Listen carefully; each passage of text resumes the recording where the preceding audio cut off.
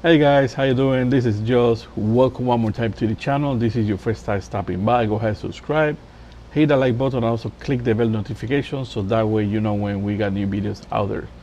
So I know guys, I have not been posting lately videos, but I feel that this video I needed to make it in order to clarify some rumors that are going, over the DTF community.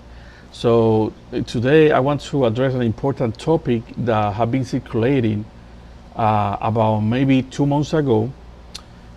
So I came across with a YouTuber. I'm not going to say his name, but many people of you have maybe know him already. That he claims that the DTF powder, and I'm going to say quote, have given him cancer, according to the information that this person have shared. Now, I'm not going to say that it's true or not, but I want to give my personal opinion and be neutral as possible in this one. TPU powder that is well known for many years in the industry of making t-shirts and also screen printing, when they was doing the screen printing transfers, have been a long time, way before DTF. So there's no case study about the TPU that could cause cancer in these many years. So I just wondering why now, from nowhere, this person is claiming that he got cancer according to the TPU powder for the DTF. For me, the way I see it is that some YouTubers out there, and also, well, I'm not going to stipulate too much, but they want to create a controversy around DTF printing to maybe discourage people to do DTF, or not only DTF, but maybe discourage people to use the TPU powder even on a screen printing, or maybe discourage people to do different printing methods, sublimation, and all of that. But this in particular is surrounding the DTF printing.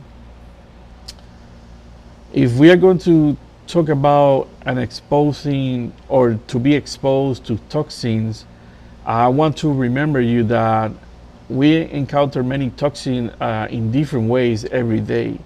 So we can talk about smoke outside, the weather, if you are a smoker or anything like that.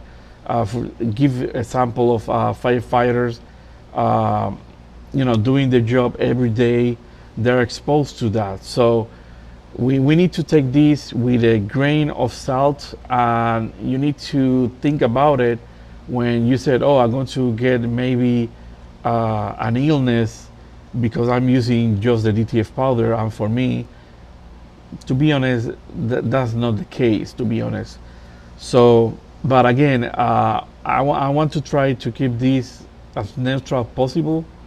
So the key here is to be protected and follow all the DTF guidelines when you're handling DTF powder or any other printing method that you're using. So for example, in DTF, it's important to use certain tools, as well as screen printing, sublimation, and even if you're using inkjet inks, you need to be careful, because anyway, those inks or those products, they may contain any toxins if you get in contact to your skin. So you need to take that in consideration.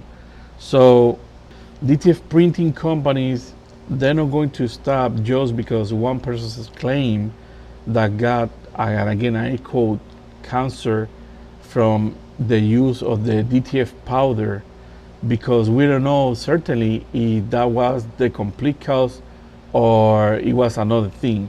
So I want to point out that this person is a heavy user, been smoking for years.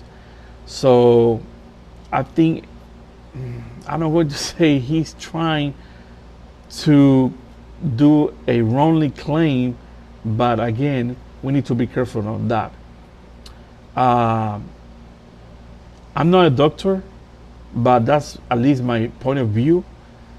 And also, of course, you need to be careful that you're not going to inhale any type of fumes. It doesn't matter if it's DTF printing or is another method printing that you're doing. Don't inhale fumes. So it's like a user that is smoking all his life, so he can expect to get maybe an illness when you're inhaling that smoke on your own. So what can you do to be protected and prevent these inhaling the fumes of the DTF powder? So first, it's very easy.